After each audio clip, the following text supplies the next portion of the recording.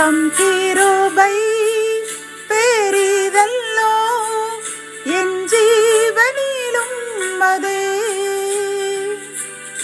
இம்மட்டும் காத்ததுவே. இன்னும் தேவை கிருபை தாருமே, இன்னும் தேவை கிருபை தாருமே.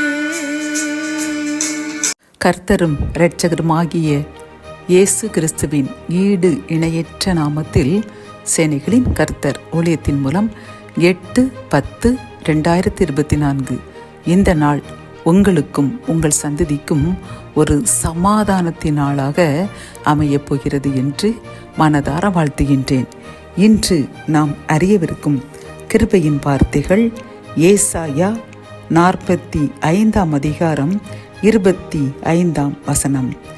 இஸ்ரவேலின் சந்ததியாகிய யாவரும் கர்த்தருக்குள் நீதிமான்களாக்கப்பட்டு மேன்மை பாராட்டுவார்கள்.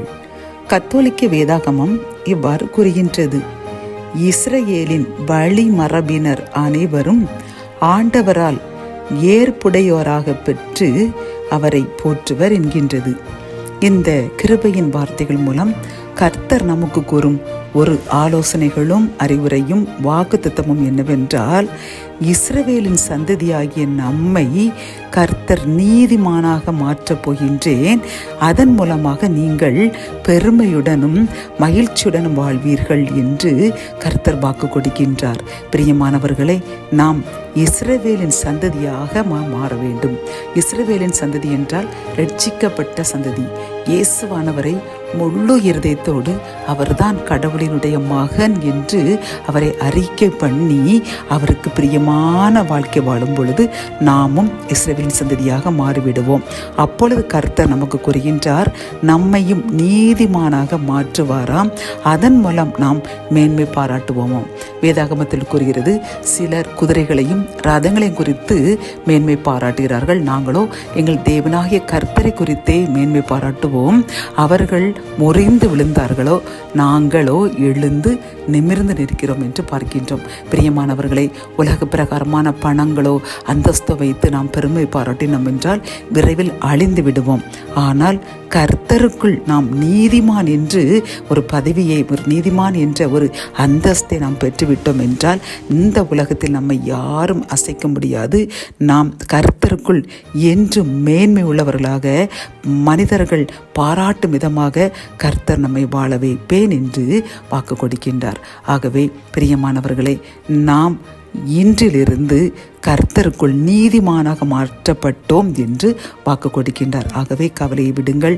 நான் இவ்வளவு பாவம் செய்தேனே, இவ்வளவு கர்த்தருக்கு பிரியமற்ற செயல்கள் செய்தேனே, அவர் என்னை மன்னிப்பாரா, என்னை ஏற்றுக்கொள்வாரா என்று கலங்கி நின்று உங்களை பார்த்து கூறுகின்றார், உன் பாவங்களை மன்னித்து விட்டேன், உன்னை எனக்குள் நீதிமானாக மாற்றிவிட்டேன், அதன் மூலமாக நீ மேன்மை பாராட்டப் போகிறாய் என்று வாக்கு கொடுக்கின்றார். பிரியமானவர்களே, நீதிமானாக்கப்பட்ட நாம் என்றும் நீதிமானாக வாழ்வதற்காக என்றும் அவருக்கு பிரியமாய் வாழ்ந்து ஒரு சிறு விஷயத்தில் கூட நாம் அவருடைய பரிசுத்த ஆவியானவரை, அவர் நமக்கு அளித்துள்ள அந்த தூய ஆவியானவரை துக்கப்படுத்தாமல் மிகவும் பரிசுத்தமானாக நாம் வாழும் பொழுது என்றும் நீதிமானாக வாழ்வோம். நாமும் நம் சந்ததியும் நீதிமானாக மாற்றப்பட்டு ஆசீர்வாதங்களை சுதந்திரித்து கொண்டு என்றும் மேன்மை பாராட்டி கர்த்தருக்குள் மகிழ்ச்சியாக வாழ்வோம். ஜெபம்.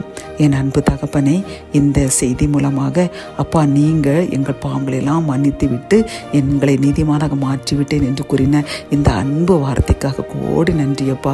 அப்பா, நாங்கள் செய்த பாவத்தை நீங்கள் மன்னித்து எங்களை பிள்ளைகளாக ஏற்றுவிட்ட கிருபைக்காக நன்றி செலுத்துகிறோம். இந்த நீதிமானாக நாங்கள் என்றும் வாழும் அளவிற்கு ஒரு சிறு பாவங்கள் கூட, சிறு உமது பிரமாணங்களுக்கு விலகி நாங்கள் வாழாமல் என்றும் நீர் மகிழ்ச்சி அடையும் வகையில் நீர் எங்களுக்கு தந்த அந்த பரிசுத்த ஆவியானவரை நாங்கள் மகிழ்விக்கும் வகையில் வாழ்வோம் என்று உறுதி எடுக்கின்றோம். எங்கள் உறுதியை ஏற்றுக்கொள்ளுங்க. அதன் மூலமாக எங்களும் எங்கள் சந்ததியும் என்றும் நீதிமானாக்கி எங்களை ஆசீர்வதியுங்க. மீட்பர் இயேசுவின் மூலம் ஜெபம் கேளும் நல்ல தகப்பனே. ஆமேன்.